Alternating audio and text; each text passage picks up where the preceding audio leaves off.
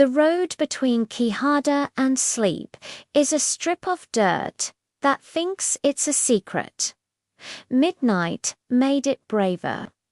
I had the window cracked for the desert night the Caatinga gives you its spice at that hour.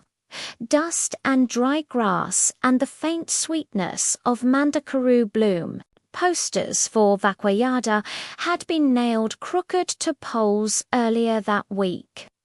The silhouette of the Pedra da Gallina sat hunched on the horizon like a giant that forgot to finish standing up. At exactly 0 o'clock, my headlights died. The engine didn't. The car remained alive in a way that felt like a line motor humming, steering light, but the world in front of me erased. I lifted my foot and let the car drift into a patient stop. The air vibrated without sound, as if the road had found a way to hum in my bones only. The radio sizzled, lost its station, then became breathing 2 counts in, 3 counts out, measured like a lesson. From the cactus shadows to my right, 2 thin figures stepped into what used to be my headlights. Pale is a word for linen, for horses at sunrise, for tired faces after church. This wasn't pale, this was color-refusing. They were slender the way zikasiki stalks are slender upright, precise, unargumentative, black glass eyes, large enough to teach the rest of the face humility. No hair, no visible mouth moving.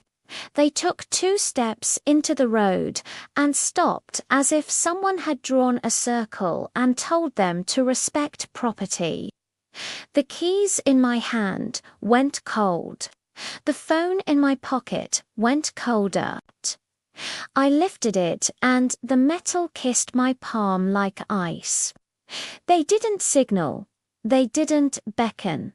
They watched. Something inside, not through ears, said, "Do not run." My dashboard clock, starved of imagination, wrote 0 o'clock, blinked, and wrote 0 o'clock again. I thought, animals prank, mannequins men. The night thought, no. I learned to count again because counting stands between fear and surrender. 1. Engine alive, lights dead. 2. Air vibrating without the courtesy of a note. 3. Radio breathing at me like a sleeping person you do not love. 4. 2 figures that had never learned to be teenagers. 5. A voice that used my inside voice to talk to me. Do not run. I'm 34. I sell things, filters, parts, small promises for engines that would rather rest. I know the road Quixadá Quixaramobim Banabu like a hymn my grandmother used to sing. I don't drink on the job. I don't chase lights for fun. That week had been honest work and tired miles and the kind of skies you keep as souvenirs because Ceará makes stars feel like someone poured salt where God meant to pour sugar. 3 small things tried to warn me and I failed to be warned. On the way in, my motorcycle client's Honda had engasgado near the same bend, dead for 7 seconds and then 2 alive, as if an invisible hand had taught it manners. At dusk, I stopped to snap photos of the monoliths. In 2 frames, a halo smear sits in one corner of the sky. Not lens flare, not cloud, a shy thumbprint that won't admit to ownership. On Thursday night, the community dogs in a cluster of houses went silent. Together no bark, no howl, like a conductor had lifted his arm.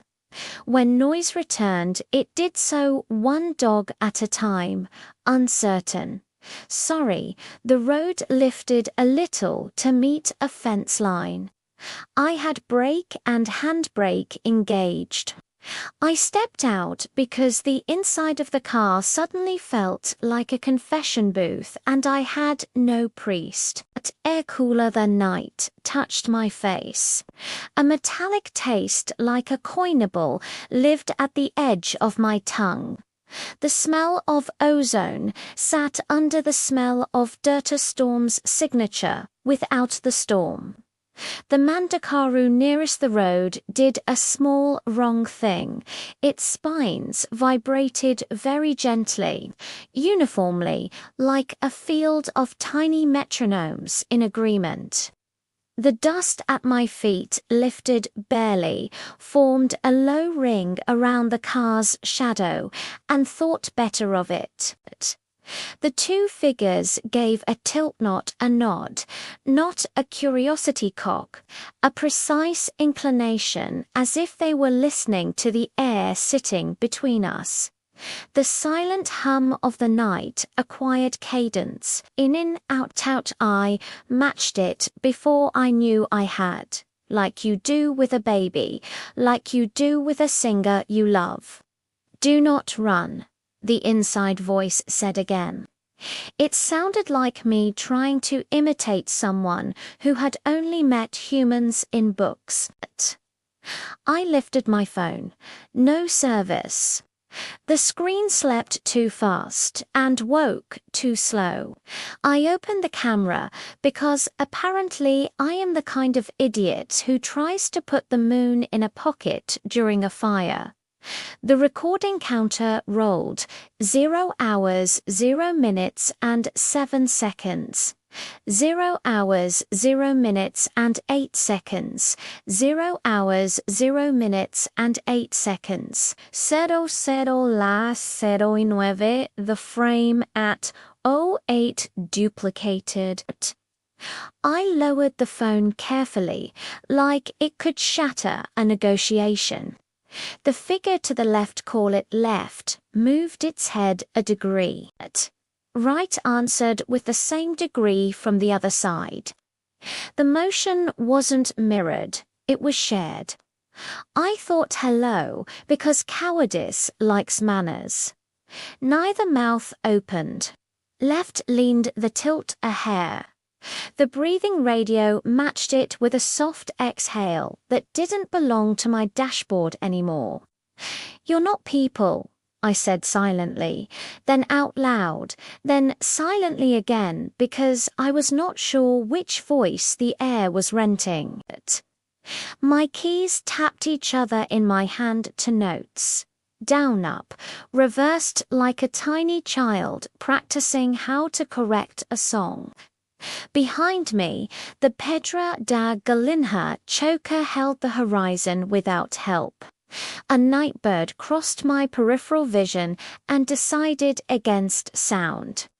The wind, which had been lying under my tires for a kilometer, decided to be someone else's problem. I thought about my daughter because that's what the brain does when it sees a street light and wants to make a circle for itself. The two made that exact degree of tilt again. Left took a half step that didn't leave a print.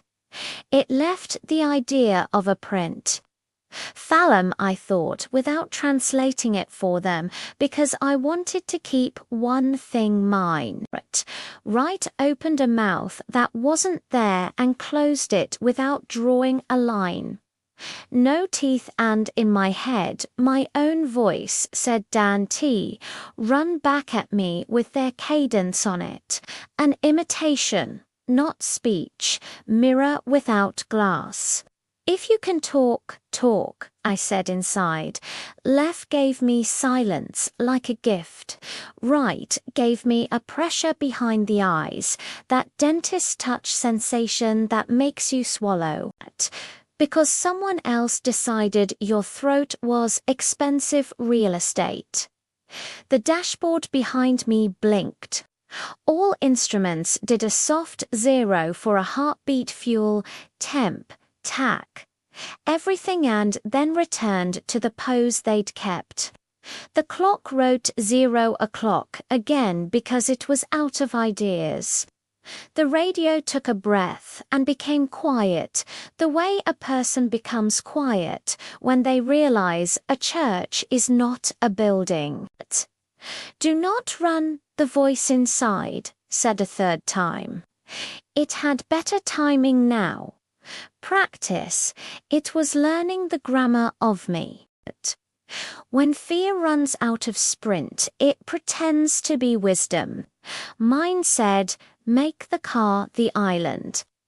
I stepped back slowly, hands low, eyes honest, the rules I made for myself on the road when drunks wanted to teach my bumper about regret. The two leaned their tilt to follow my movement, not to chase it, to listen to it. The Katinga had a conversation I didn't belong to. Crickets disagreeing with silence, cicadas choosing the union.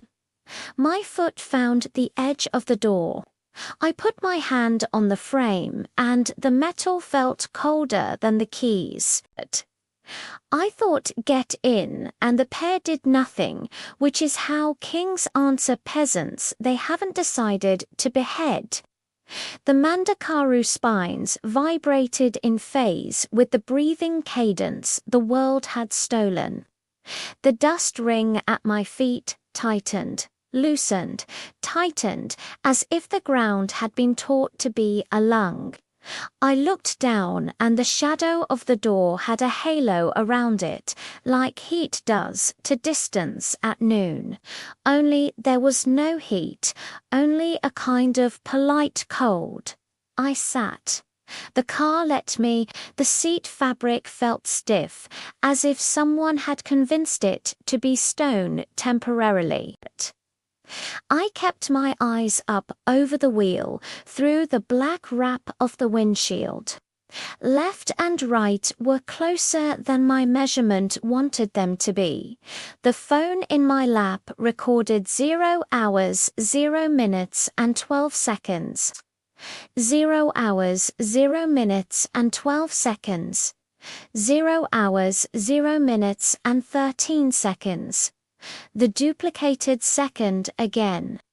My throat tightened in the polite way it does when a doctor says breathe and counts for you. I turned the key to off because a man has to do something, and I couldn't find a prayer that didn't feel like theft. The engine stopped.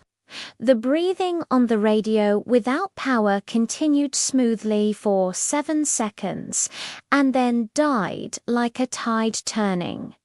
The two did not move. Where a mouth should be, a very small line appeared on left, as if a pencil had been asked to write the idea of a mouth on top of a finished face. It did not open, it did not close. It did a motion I cannot name, and my name inside my head felt like a foreign word said by a kind teacher. Do not run.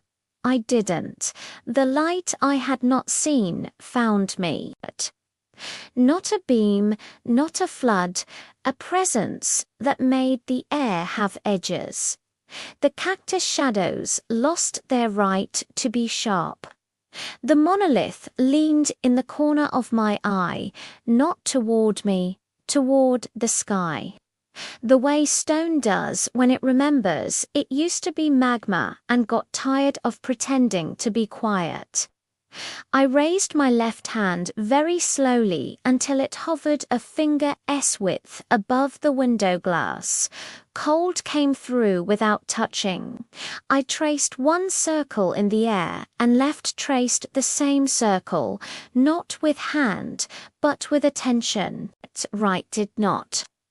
I thought name and my daughter's face arrived without my permission. The ring of dust lifted, turned once, and fell back the way a coin does when it realizes it will never be allowed to be standing. I put my hand down. The two did a small retreat, synchronized the way humans only are when they have rehearsed a dance or a lie. Their bodies softened the idea of distance and took the shadows with them. The air let go of the edge it had lent itself. My dashboard lights came on without me turning the key back. The radio found a station speaking about football and rain like men we're allowed to be. The clock hesitated, considered writing 0:01, wrote 0:00, and then in a fit of dignity, wrote 0:01. The two were gone. Not stepped, not turned absent, the way a sentence is absent when you forget a language. The Mandacaru stopped its small organ duty. The dust accepted loyalty to gravity again and signed the paper with a small puff. Sounds returned, the way embarrassed friends return after they've watched you cry. I turned the key on because I could. The engine obeyed. The headlights returned to the world, as if there had been no argument between them. The beam picked out the fence wire, the cart tire ruts, the shine of a bottle the road should not have adopted. I breathed because the radio had stopped modeling it for me, and now I'd have to manage on my own. I drove. Aftershock makes people talkative. Mine made me precise. I stopped at the first posto open toward the BR fluorescent lights as rude as Nunand wrote down what time thought it had managed. But the phone video showed 0 hours, 0 minutes, and 8 seconds twice. The dash clock wrote 0 o'clock twice before behavior returned. The keys held cold for 10 minutes beyond their excuses. The radio had 7 seconds of breath at engine off. Then none, then football. I smelled my shirt and it smelled like ozone and Mandacaru and metal, none of which are in my laundry soap. The cashier looked at me once, then at the sky, and decided to be kind enough not to ask me to be human. For a week after, my phone lit up at 0 o'clock with no ring, a 7-second open line, no number, and a drop. The GPS track from that night drew a dead straight segment over about 600 meters with no time recorded, a line between two curves. I've seen that on crop sprayer replay when the software decides it's bored, but my car does not own that trick.